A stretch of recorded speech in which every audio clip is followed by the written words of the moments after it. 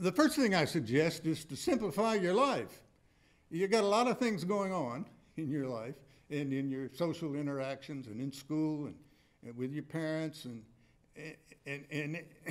all this clutter produces mental clutter, and that in itself can be a stress. So anything you can do to organize your life will make it less stressful. The second thing I want to emphasize is that all of us have a tendency to say negative things to ourselves.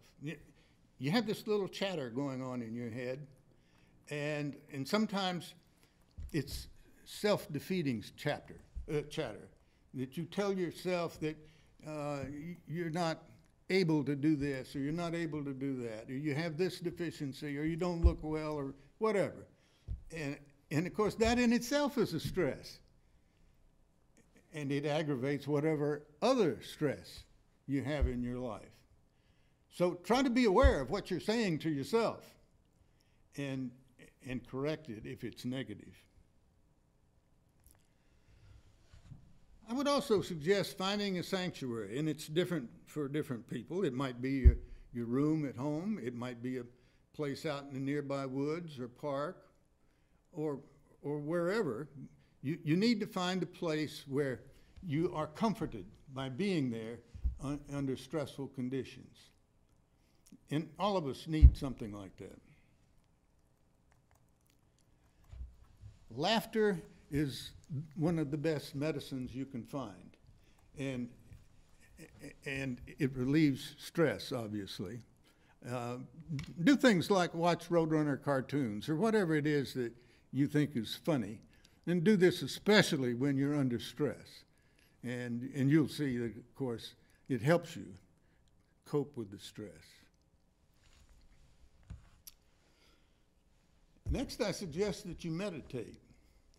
Now, meditation, as you see in the picture here, it can be yoga-like. It doesn't have to be, but that's one way to do it.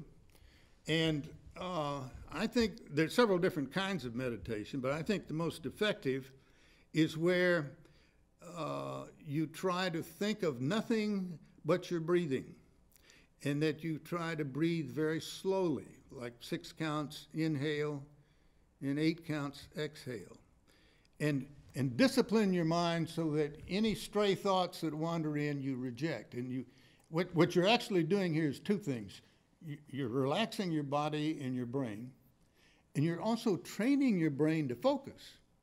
Now, if you try this, most people can't maintain a focus for more than about 10 or 15 seconds. Some thought or image will intrude into your concentration on your breathing. But you keep practicing at it, and you'll get better and better, and you can go for longer and longer periods of focus where you are not distracted by things on the outside.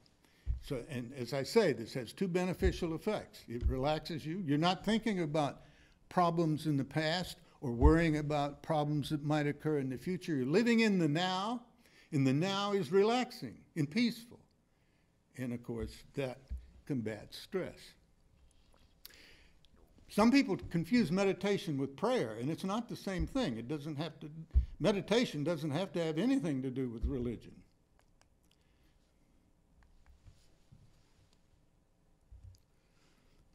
But praying does relieve stress. And I suggest that in times of stress, that you do not ask God to make the problem go away. More effective is to ask God for help in helping you understand what the stress is and have the wit and the courage to deal with it. Exercise is a well-known stress-relieving activity, especially aerobic exercise, like jogging and riding bicycle, where you increase your heart rate. And it's not entirely clear how exercise relieves stress, but one thing we do know, and that is that it releases endorphins, which are endogenous opiate neurotransmitters that make you feel good and obviously minimize stress.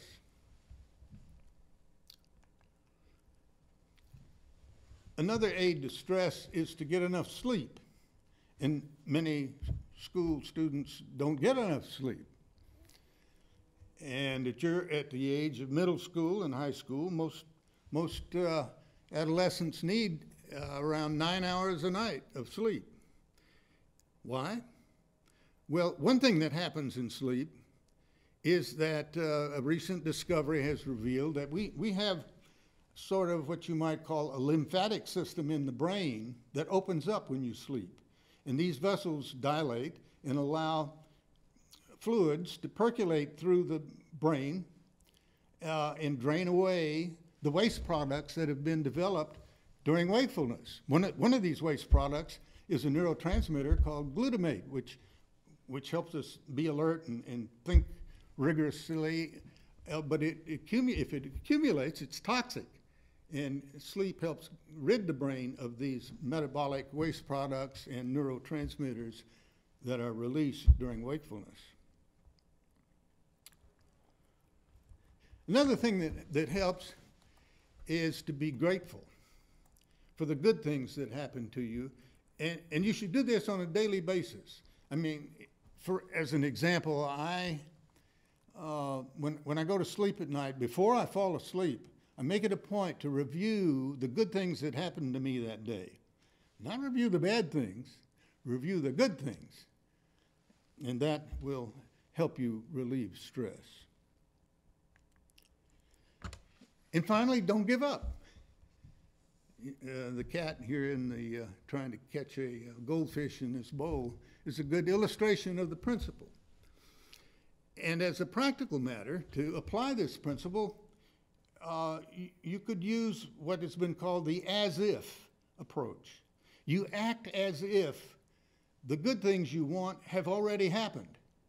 For instance, you might act as if things are already better, or act as if you are in control, or act as if you have already prevailed over the problem that's stressing you. And the last one, act like a champion today, reminds me of something I saw at a football game on television. It was a video of the Notre Dame football players coming out of the locker room, and they go through a doorway into the tunnel that leads out onto the field. And as they approach this doorway, there's a great big sign up above which says, "Play like a champion today."